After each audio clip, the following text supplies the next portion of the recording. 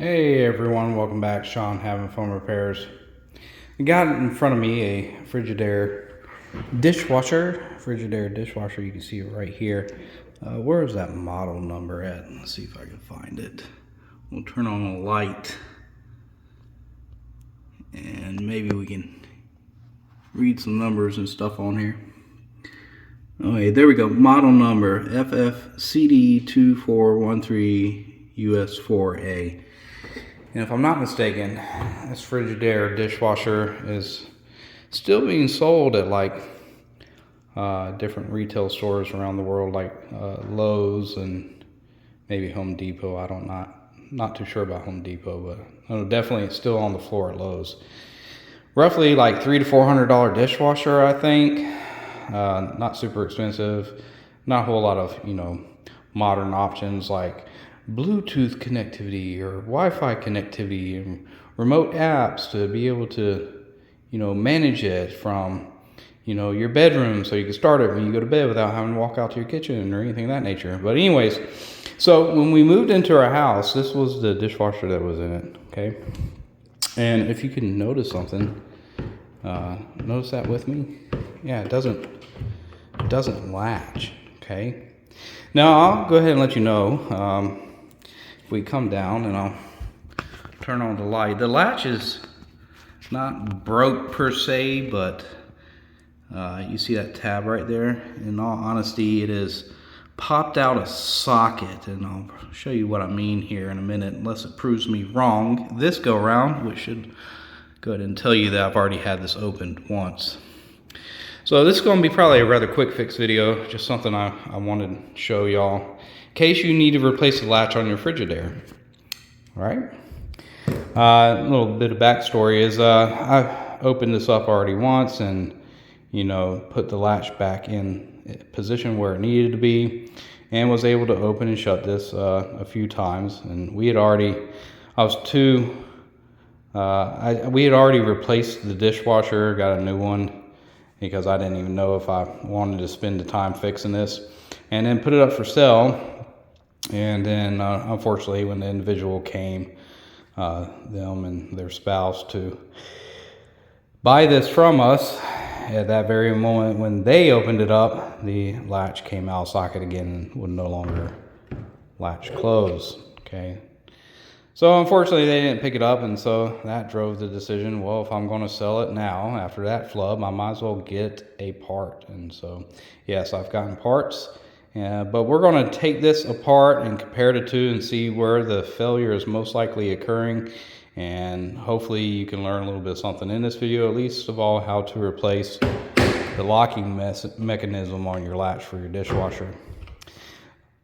So that's what this video is going to be, pretty short. That being said, we'll start off with removing these 4 top screws. You see one there, one there, one there, one there. And then we have, should be 6 top screws. There we go. So this 6 top screws, star bit or whatever you want to call it, that holds this kind of faceplate portion on. However, you do have the metal plate that goes up underneath, which means, and I think one of them actually goes to the middle. Yeah, that bottom one right there. And so that's going to get in the way of the components we need to get to. So we need to do these 4 Torx bits, have to be removed. 6 total. Sorry, 4 up top, 2 on the side.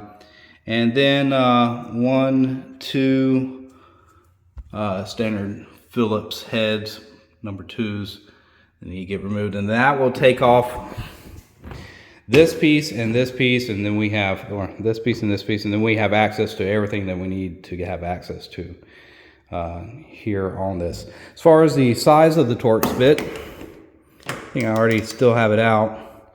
You're looking at a T20, so take them out. Don't lose the position that they were in previously. Like I say, whenever you remove screws or anything of that nature, I always like to keep them in the exact order I removed them from, even if there is no variation in the length, just the grooves that they cut into the plastics or whatnot. I just want to keep them all exactly where they came out of, and that makes just life simpler. If you get in the habit of doing that on everything, it makes life simpler when you do that with everything in the future, when you're looking to repair, take things apart, put it back together. All right, so I'm gonna remove all this off camera and then we'll compare the old part with the new part. You'll see where it's broken. We'll see maybe we can see what's worn out and why it keeps popping out of socket. Okay, so I've got it apart, and here would be a better representation of what we're looking at. It's our striker bar, whatever you want to call it, and the new latch up here. Came with a new one. We're not gonna put on a new one. Also came with heat shrink for our heat shrink tubing for our wires here, but they're already heat shrunk. I'll probably leave this in there when I go and sell it in case somebody needs to replace it, but this is still in good condition. I'm not worried about replacing that. But as you can see, as that moves forward, well, it's got to come, as that moves forward, it's got to come and go over the lip of this right here, okay? And you can see that that's not occurring.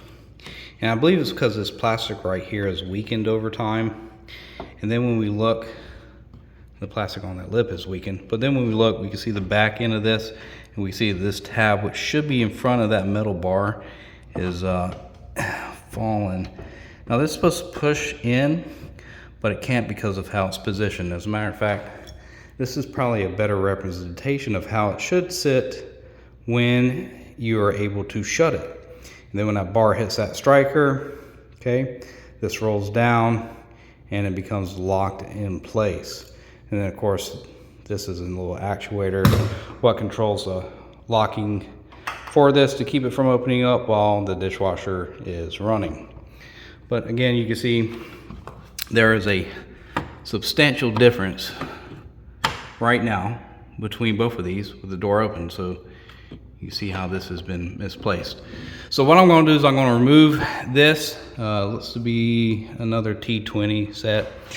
Swap over these wires, and then we'll actually see how this works before I put it all back together. Now, a little note as far as parts replacement. Typically, when you look up the model number of a dishwasher or refrigerators and stuff like that, you can usually search with the model number, parts diagram, or parts breakdown, and you can find parts numbers that way, something comparable. That's what I do. So you can see that the replacement part number is slightly different, but the mechanisms are pretty much a one-for-one copy. So this might have been used in maybe an earlier model or something, or maybe it's been revisioned, or maybe it's just a different part number because of where it was manufactured. Assembled in Mexico, parts from China. Probably not, I don't know. But they literally look like a one-for-one copy. So you can take whichever part number you prefer for this model. See that one there, see that one there, and I think it's all going to work just the same. Now, with a little wiggling and jiggling, these wires on their crimp connectors do slide off of their terminal posts, and you can move them over. Take note of which way they should be read from black to white, which ones need to be in front and which ones need to be in back, and don't confuse those. Now that we've got it in, we can actually see how this functions, okay? So as it comes in, it hits the beveled or toed end of that latch, okay, which is currently up. All right, and that's going to push it down and then latch behind it. And we can see that this plate right here, it moves forward, right? And then we're in this position here, the latch position.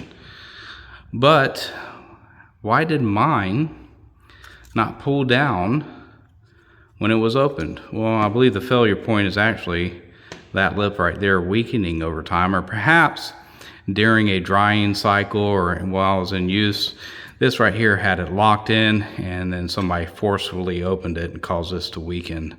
So that's probably the main failure point right there. Okay, so we've got the new one in and it is shut. I'm gonna have to pull it back open. We can see it comes back down, has no issues. All right, see, it's out. Then let's watch it close so you can have a side view as well. And you can see that movement. Very simple latching design, okay? So now all I gotta do is put it all back together. Take note that your front panel here, you got these openings that have to sit have to come on, and then they fall in place here on this. Then you can screw them in. You got them on both sides, those tabs. So do take note of those tabs, but pretty simple to replace and repair one of these things. And there we have it. Pretty simple repair, easy repair in my opinion, that many of you can do on your own. Save yourself quite a bit of money from hiring a technician or whomever to come out and service your dishwasher. And if I can offer any other suggestions, it would be, get yourself an extra set of hands when it comes to putting this door back on. If you got where those tabs are at, if you get them on and lay this flat, you can do this by one person, but it's a lot easier if somebody just, once you have the holes lined up, somebody holds so that way it doesn't move, and so that way the metal front plate and this right here don't fall off while you're trying to put some screws in. But man, oh man, really all that fuss over one insignificant part that just weakened over time. I think this was like 40 bucks online, if that at all. So yay, back together. And that's going to be that. Thank you for watching this video. Let me know in the description if it's helped you in any way. If you're new to this channel, please consider subscribing, give this video a like, and all that jazz, and stay tuned for more videos here on Having Fun Repairs. Take care and goodbye.